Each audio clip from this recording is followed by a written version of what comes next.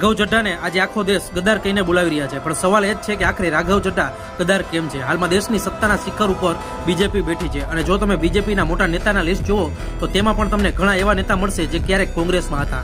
અને એટલું જ નહીં, તમે આમ આદમી પાર્ટીને પણ જુઓ. અરવિંદ કેજરીવાલ જે ક્યારેક દેશના અનેક નેતાઓને આક્ષેપ કરતા હતા, એક ઉદાહરણ તરીકે તમિલનાડુ લઈ લો. હમણાં જ ચૂંટાઈ ગઈ છે. એક સમય એવો હતો કે કેજરીવાલ ડીએમકે અને એઆઈએડીએમકે ને બંને પાર્ટીને ભ્રષ્ટ કહીને બોલાવતા હતા, પણ હવે એ જ કેજરીવાલ તમિલનાડુમાં ડીએમકે અને એમકે સ્ટાલિનની સાથે પ્રચારમાં જોવા મળી રહ્યા છે.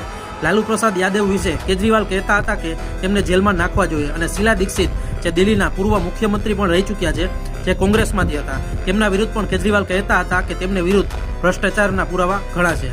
પણ આજે એ જ કેજરીવાલ આરજેડી અને કોંગ્રેસ સાથે ગઠબંધનમાં છે. તો પછી આ હિસાબે રાઘવ ચઢ્ઢાને ગદ્દાર કેવી રીતે કહો? ક્યાં ગયા બધા મોરલ વેલ્યુ અને ક્યાં ગયા બધા સિયાસી ડ્રામા? અસલ હકીકત તો એ છે કે રાજકારણમાં ગદ્દારની કોઈ વ્યાખ્યા જ નથી. ગદ્દાર અને રાજકારણીઓ હંમેશા એકબીજા સાથે ઇનડાયરેક્ટલી જોડાયેલા છે. જેઓ પોતાના ફાયદા વધુ જ્યાં દેખાય ત્યાં પોતાના હિસાબે સમજૂતી કરી લે છે. ફરક બસ એટલો છે કે પહેલા સોશિયલ મીડિયામાં એટલી હાઇપ નથી બનતી, પણ આજે દરેક બાબત ટ્રેન્ડ બની ગઈ છે. રાઘવ ચઢ્ઢા કદાચ દેશમાં આ પહેલું ઉદાહરણ છે અને સોશિયલ મીડિયાના ટ્રેન્ડથી સીધું નુકસાન થયું છે. ઇન્સ્ટાગ્રામ પર તેમને 21 લાખથી વધારે લોકોએ અનફોલો કરી નાખ્યા છે. હવે તમે કહેશો કે રાઘવ ચઢ્ઢા ગદ્દાર છે કારણ કે તેમને આમ આદમી પાર્ટીમાંથી રાજ્યસભાના સાંસદ હતા, બીજેપી વિરુદ્ધ બોલતા હતા અને પછી સત્તા પાસે જવા માટે પક્ષ બદલી લીધો. પણ પ્રશ્ન અહીંયા પર એ જ છે કે રાજકીય સ્વાર્થ ફક્ત રાઘવ ચઢ્ઢાનો જ કેમ દેખાય છે? આ સવાલ દેશના દરેક નેતાઓને પૂછવો જોઈએ, કે ખાસ કરીને કોઈ પણ પાર્ટીઓ જે પોતાના નેતાઓને યોગ્ય માર્ગ બતાવી શકતી નથી. આ વિરોધ ખાસ કરીને ફક્ત રાઘવ ચઢ્ઢાને જ નહીં, આમ જોઈએ તો વિરોધ હરભજન સિંહનો પણ કહવો જોઈએ, પણ તે હાલમાં ટ્રેન્ડિંગમાં નથી એટલે તેમનો વિરોધ થયો નથી.